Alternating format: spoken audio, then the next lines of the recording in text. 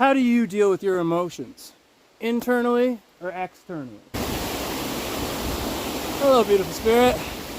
So we're doing lesson number 9, our internal, external landscapes on how we navigate those things. This is going to mean different things for different people because we all tend to lean one direction or another due to different elements in our environment.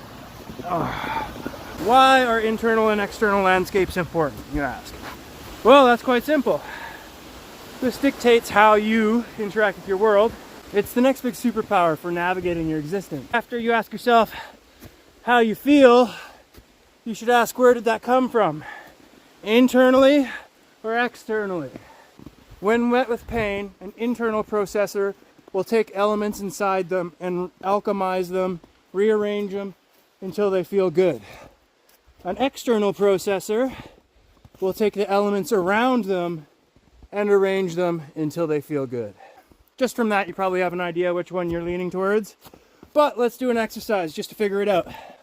I want you to, without thinking too hard, look at an object in your room and try and make it move.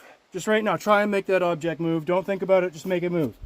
Okay, so an internal processor will have observed that they tried to use internal forces inside them to change the outside.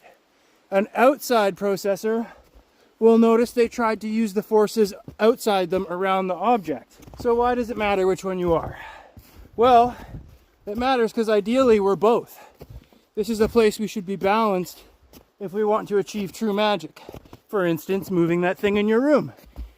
If you want to truly move that object in your room, you're going to need to be able to feel that movement outside yourself and inside yourself and move them until they match up and they meet a resonance. Important to know which way you lean because it'll tell you which magic it's good to start practicing.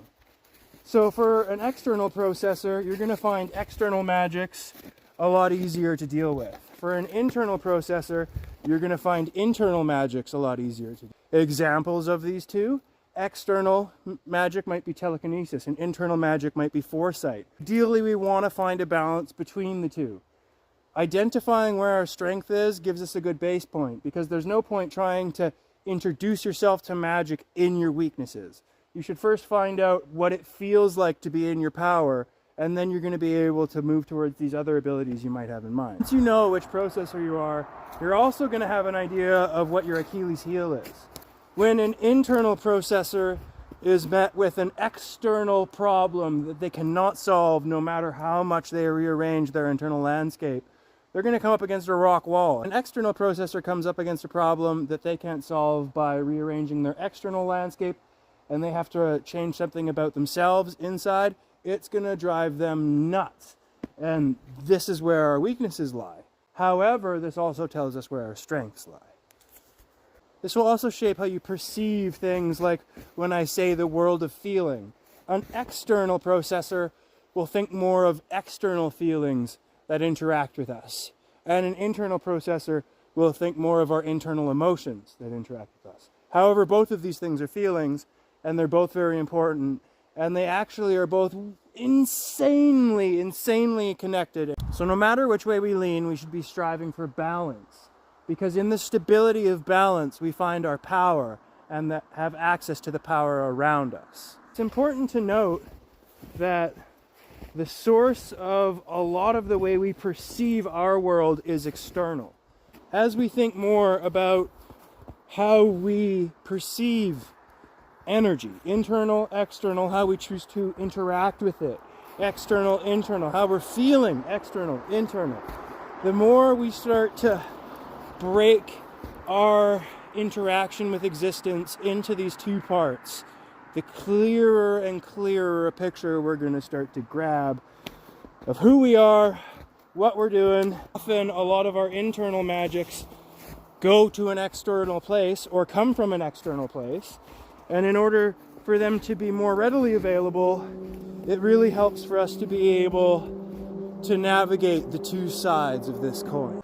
Internal processors can take their internal landscape, their internal power, and birth it out into existence in the real world, such as the jewelry I create or the art that many artists create. And external processors can take things from the external world and bring them inside them to change their internal landscape, like developing new forms of martial arts or music, from hearing it outside yourself and bringing it inside yourself and changing it. Whereas an internal processor takes things inside themselves and brings it into the external world. Both incredibly useful powers. And if you think about it like this, it's your ability to take energy from inside yourself and make it real. And then it's your ability to take real energy and put it inside yourself. So the two planes are very, very different, and being able to exchange energy between the two is kind of one of the essential parts of our existence. Being able to exchange the two is essential to our survival, because we survive largely off of our creativity, so we have to be able to take internal things and put them outside. However, our survival is also largely based on our ability to learn from our environment, so we have to be able to take external and bring them internally.